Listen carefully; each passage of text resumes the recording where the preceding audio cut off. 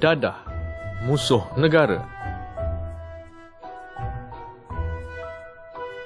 Dadah merupakan satu bahan kimia yang jika disalahguna boleh mengakibatkan ketagihan, kemerosotan kesihatan, mengubah cara minda dan tubuh berfungsi dan pelbagai lagi masalah fizikal dan mental serta sosial. Di Malaysia, dadah mula disalahguna sejak dari zaman pemerintahan British.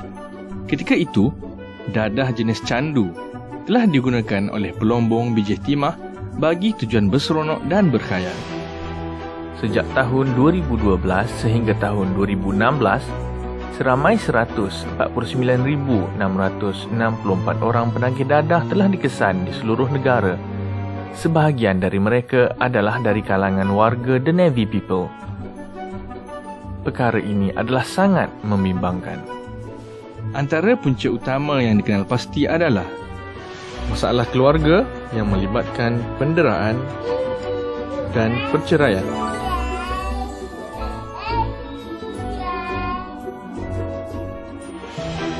Pengaruh rakan.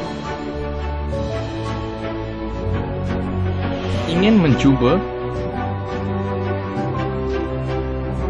dan tekanan di tempat kerja. Bagi mengatasi masalah ini, pelbagai inisiatif telah dilaksanakan oleh TLDM dalam memerangi penyalahgunaan dadah.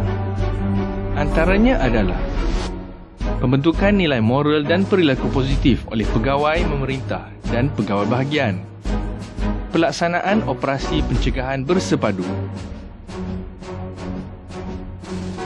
hukuman yang setimpal termasuk pemberhentian daripada perkhidmatan,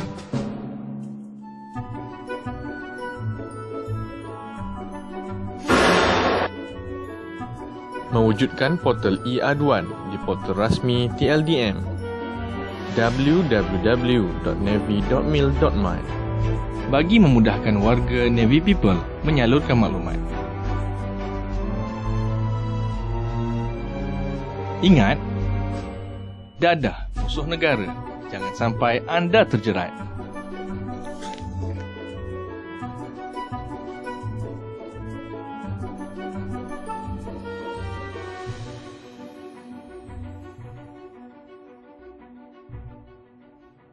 Jika bahan ini bermanfaat kepada anda, subscribe, likes dan share.